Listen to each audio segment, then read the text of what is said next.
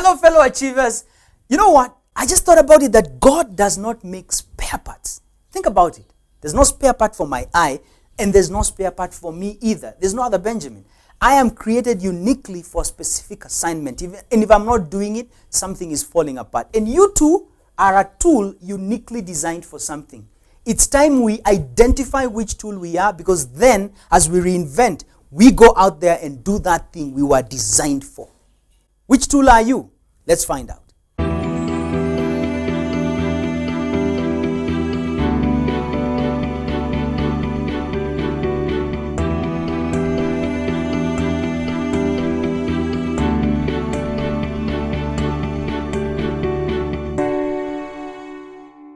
You know, man is always intentional about what he creates. I've never found people who build something and say, guys, let's go for a conference and decide what we're going to use this thing for. Man is intentional. He wants to create a tablet. He makes one with a big screen, and he has everything, the pixels. Everything is detailed. It's intentional.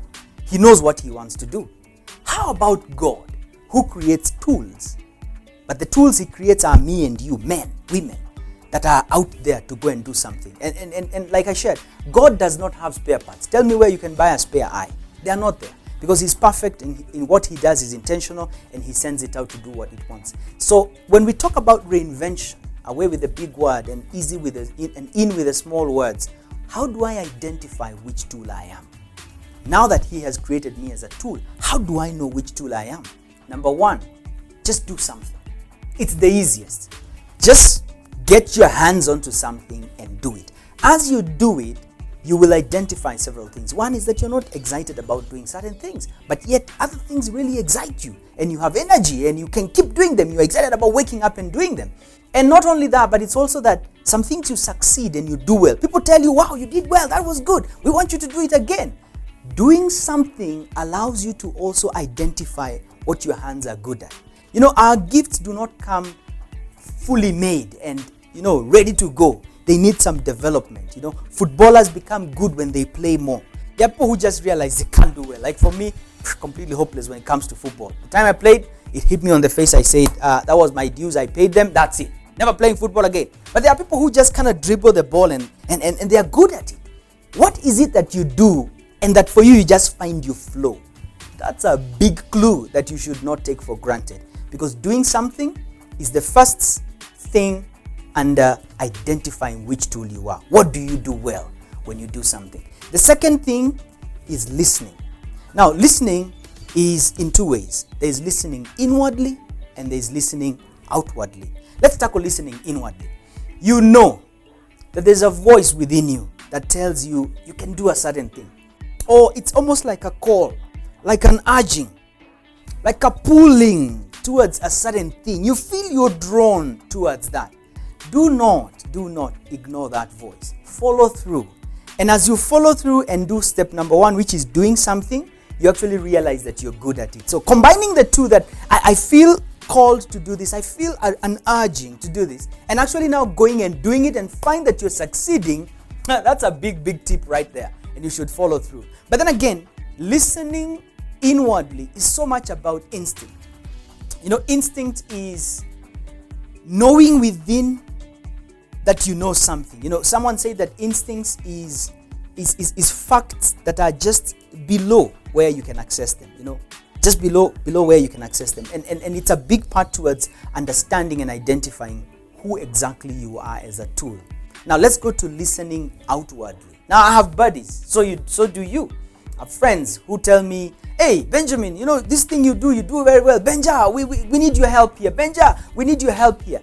As I interact with people, in the last video I talked about you being a knife. And that if you're sharp, when people go to their drawer to find something that needs to be done, they go for a sharp knife. When your friends have something that needs to be done, they look for you. What is it that your friends look for you for? That's a big clue, because then it tells you there's something that you're valuable for, you are good for. They look for you for that thing. It's important for you to hone in and say, why is it that people look for me for this? You do it well. People never call other people who are mediocre to come and do things. I would never get a video guy to come and do bad shots of me. I look for the best, as long as I can afford them, because they are good at what they do. And me calling them is a sign to them that they are good at what they do. The third big thing about identifying which tool you are is to actually do psychometric tests. Now, this is personality tests, as they would call them. But then again, there are more refined ones that are out there. There's disc profiling, there's the personality types, and that you can actually go and look at. But a big one for me that I really admire, that has allowed me to understand many different components about myself, and this has been administered to over 1.5 million people. So this is research, this is solid, this is trusted, this is reliable, is the MBTI, the Myers-Briggs type instrument. And this really kind of maps you to tell you where you are. Why is it that I'm loud? Why do I do things the way I do? Why do I take time to think? When people ask questions I don't think, I start talking. Why am I like that? And trying to put all these things together, and then with that information, look at the things I do well, and then look at what people look for me for, and then listen inwardly. I combine all these things and I begin to identify, oh, I think I was created as a megaphone. That's why I talk too much. That's why I think as I talk. That's why I'm good on camera. That's why I enjoy doing what I'm doing right now. And I put all these things together, and then I listen inwardly and say, for me, I really remember when I was in class 3, I was standing on a table entertaining people. Fast forward to my life now, I stand on a crowd and I speak to people to inspire them. I listen, I look, I observe, and I understand one thing. I am created as a communicator. That's my job. That's why you're listening to me. What are you created for? You're a tool. You must put in some work to identify that tool. Let me encourage you that this doesn't happen like that. There's no pap in this thing. You need to go through some process. You need to talk to people. You need to ask your parents, how was I when I was young? What did I like? What did I enjoy? And putting all these things together allows you to identify which tool you are. Wow. I'm excited that you took some time to just listen to me today in identifying which tool you are. We are on to a great journey together. Now, are you looking to hear what's going to come in the next video? It's going to be about sharpening that tool. Now you've known who you are. How do you sharpen it? I'll share my own examples, but I also want to hear from you as you tell me, where are you on this journey of identifying? Where are you stuck? Reach out to me on my social media platforms. Give me an email, send me an email. And remember, subscribe, because then if you don't do that, you won't get some of these videos as they become available. I do this for corporates. I work with individuals. I work for organizations as I help them reinvent themselves, as I help marketing groups go to the next level, sales teams. Leadership is my passion. Just getting people to reinvent and identify, who am I in my authenticity as a leader, and how can I achieve leadership at a high level? How can I influence more people? Or could it be that organizations want to earn more money? How do I zone in? How do they zone in and target the market? That's a lot about communication that we do at the corporate level. So what's happening in your organization that you need us to come through? You know where to find me. Again, it's an honor for me.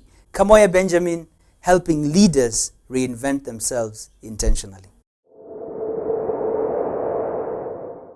We're sorry, the number you have dialed is not in service at this time.